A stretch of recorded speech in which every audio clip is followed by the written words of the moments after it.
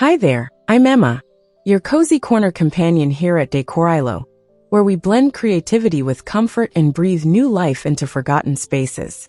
If you're anything like me, you believe that home should feel like a warm hug at the end of a long day. That's what inspired me to fall in love with interior decorating, and today, I'm so excited to take you on a gentle journey through a DIY vintage cottage makeover, featuring pastel cottagecore aesthetics and shabby chic touches that make any home feel like it stepped out of a dreamy countryside daydream. Whether you're a vintage treasure hunter or someone who just loves soft hues and cozy textures, this makeover is going to be your cup of chamomile tea. Let's sink into this calming, whimsical transformation, one brushstroke and teacup at a time.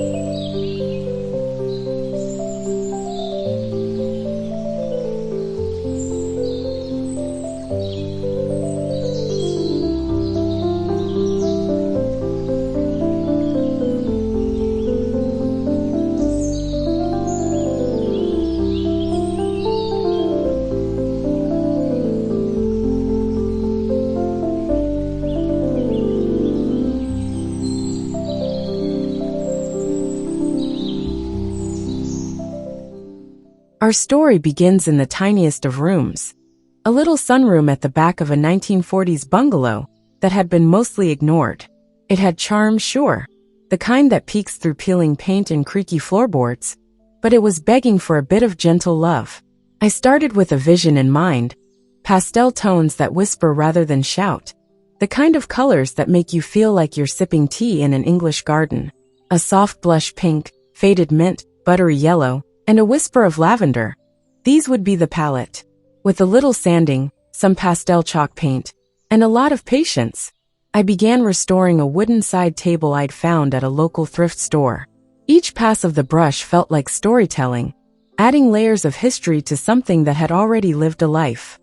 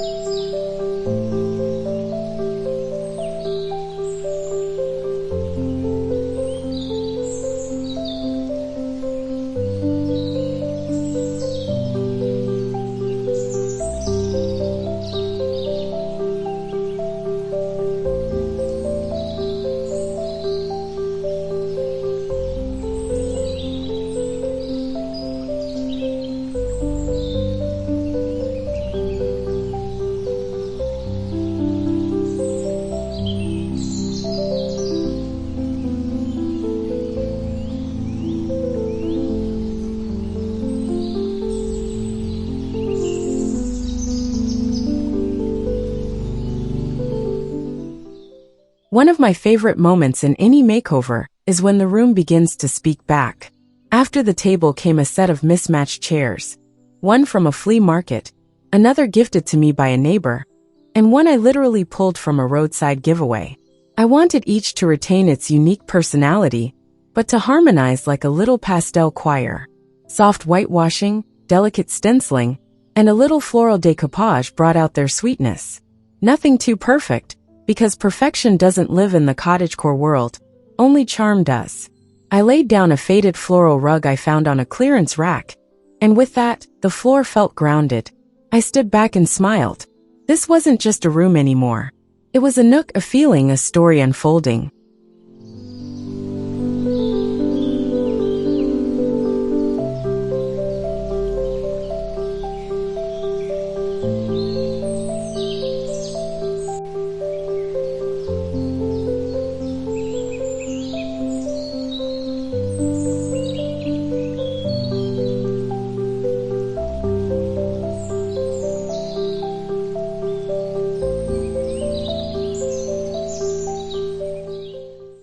As the light filtered through sheer lace curtains I'd hung with vintage curtain rods, I turned my attention to the walls.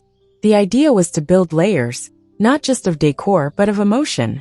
I framed pressed wildflowers I'd picked last summer and mounted them with rustic twine. I added a vintage mirror with distressing along the edges, reflecting the soft colors and making the room feel twice its size.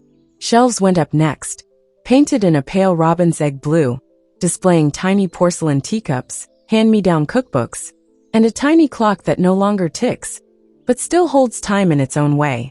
I love when objects don't just fill space, but fill a role in a home's rhythm. Every time I placed an item, I asked myself, does this feel like a Sunday morning? And if it did, it stayed.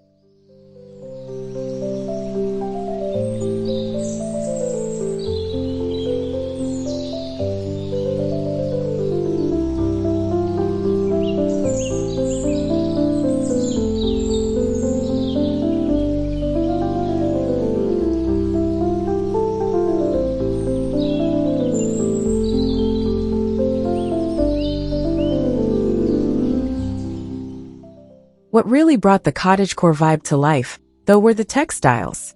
Think ruffled linen pillows, a hand-crocheted throw I thrifted for $3, and soft patchwork quilts folded at the edge of a bench. These pieces bring texture, warmth, and that lived-in softness that makes a room feel hugged. I even found a wicker basket that had clearly seen better days. And instead of tossing it, I painted it a dusty rose and filled it with old books and dried lavender. It's funny how sometimes the things we think are too far gone end up being the most meaningful parts of a space. It's not about showroom perfection, it's about soulful imperfection.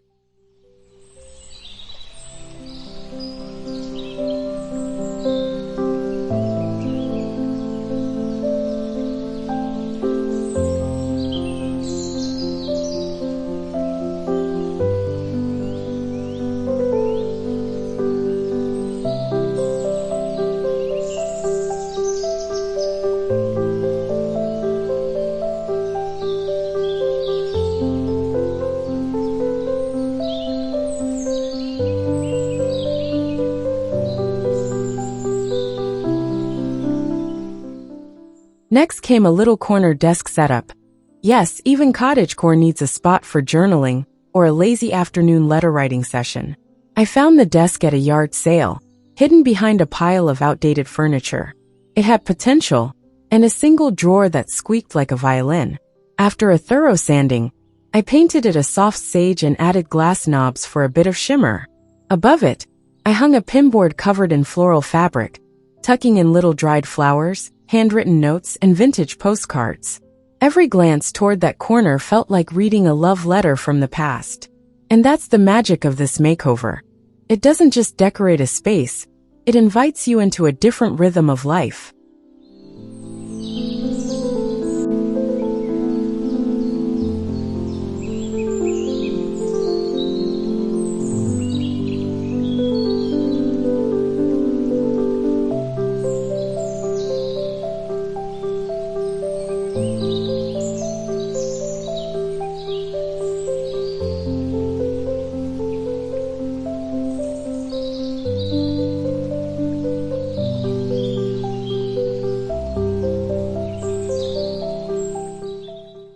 Lighting is always one of my favorite finishing touches. I searched for the perfect cottagecore light fixture and finally stumbled across a brass chandelier in a thrift store, slightly tarnished but brimming with character. After cleaning it up and adding new pastel candle-shaped bulbs, it became the gentle star of the room. I also placed some soft fairy lights around the shelves and added a tabletop lamp with a floral ceramic base that softly illuminated my evening tea sessions. Lighting, when done softly and thoughtfully, is like a lullaby for your space. It whispers calm into every corner.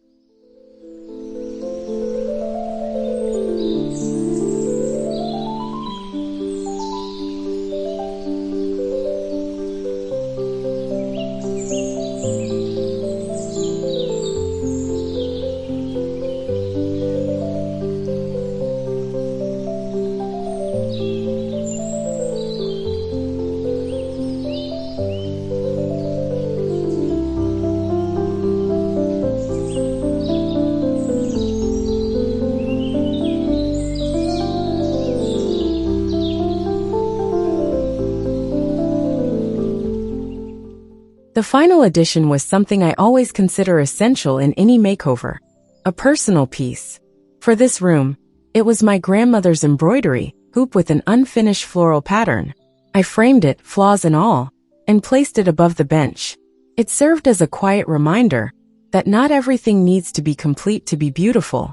This simple piece grounded the room in a lineage of softness and care. Exactly what shabby chic and cottagecore are about. It's not just vintage for the aesthetic, it's vintage for the soul.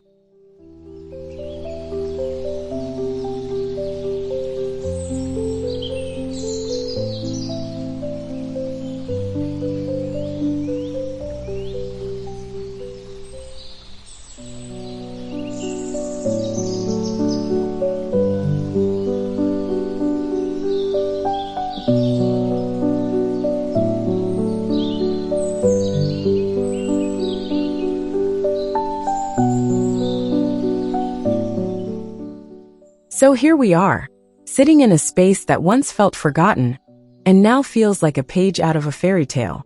This DIY vintage cottage makeover was never about spending a lot of money or following a strict plan. It was about listening to the space, responding with love, and letting it guide you. Each chipped corner, each mismatched element, each touch of pastel was a choice rooted in gentleness. And the journey itself was just as beautiful as the outcome. If you're feeling inspired to try a cottagecore makeover, remember, you don't need to buy new. The best treasures already exist, they just need your vision.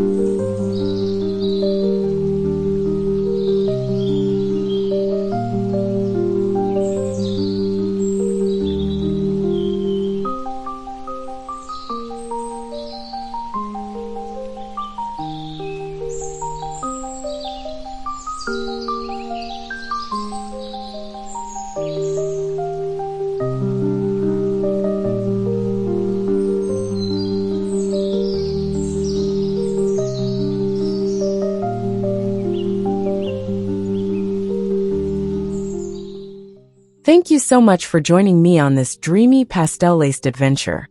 I hope this inspired you to look at your home a little differently, to see the potential in the old, the charm in the worn, and the story waiting to be told in every dusty corner. Whether it's one room, a single chair, or just a shelf, every bit you transform adds to your home's personal narrative. And that's what we're all about here at Decor, creating warmth, beauty, and meaning one cozy step at a time. I'm Emma, and I'll be here for your next DIY daydream.